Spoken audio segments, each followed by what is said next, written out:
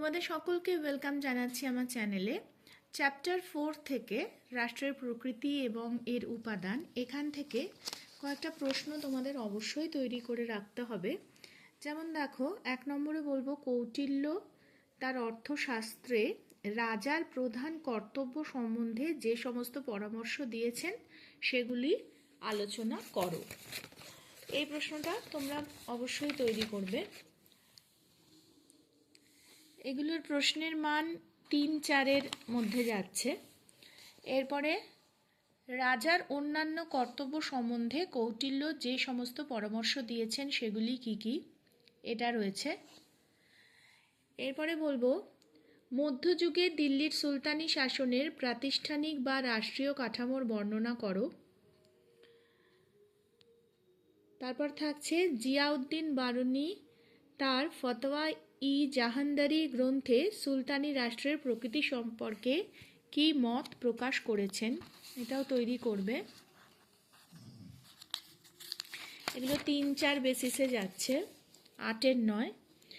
এরপরে গ্রিক রাষ্ট্রচিন্তাবিদ প্লেটোর আদর্শ রাষ্ট্র ধারণাটি সংক্ষেপে বর্ণনা করো, এটা তৈরি করবে এবং সমালোচনাটাও করতে পারো।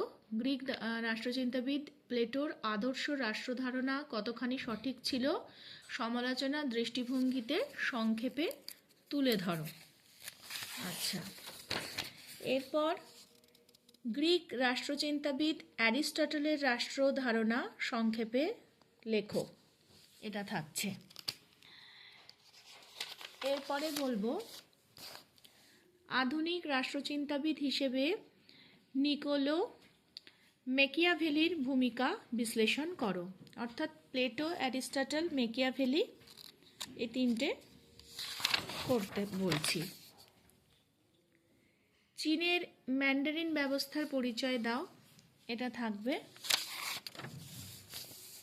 তারপরে দিল্লি সুলতানি আমলে ইকতাদারদের পরিচালনাধীন ইকতা প্রথার বিবরণ দাও। ইকতা প্রথার বিবর্তন ও ফলাফল উল্লেখ করো। সুলতানি প্রশাসনে ইকতাদারদের ভূমিকা কী ছিল, এটা বলবো।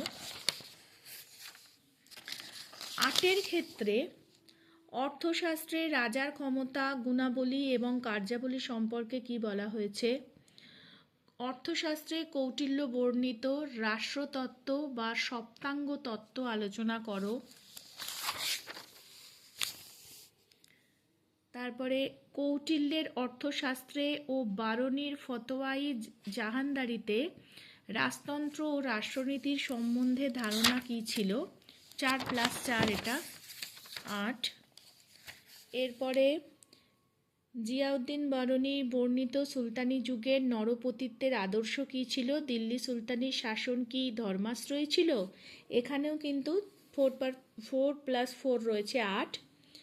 ধর্মীয় দিক থেকে এবং রাষ্ট্রীয় দিক থেকে দিল্লি সুলতানির রাষ্ট্রের প্রকৃতি আলোচনা করো, এটা ইম্পর্ট্যান্ট। এরপরে বলবো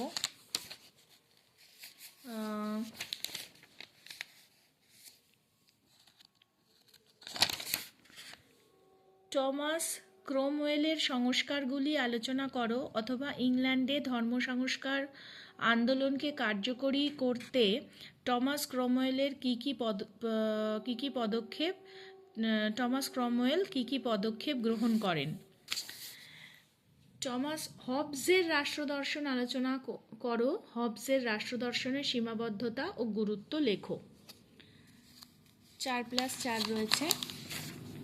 এরপরে জন লকের রাষ্ট্রচিন্তার পরিচয় দাও এবং রাষ্ট্রচিন্তার ইতিহাসের লকের অবদান লেখো। রুসো ও মন্তেস্কুর রাষ্ট্রদর্শনের সংক্ষিপ্ত ধারণা দাও। পারসিক শাসন ব্যবস্থার অঙ্গ হিসেবে স্যাট্রাপদের পরিচয় দাও এবং স্যাট্রাপির গঠন কাঠামো উল্লেখ করো অথবা স্যাট্রাপ সম্পর্কে আলোকপাত করো। চীনে ম্যান্ডারিন ব্যবস্থার মূল বৈশিষ্ট্যগুলি উল্লেখ করো।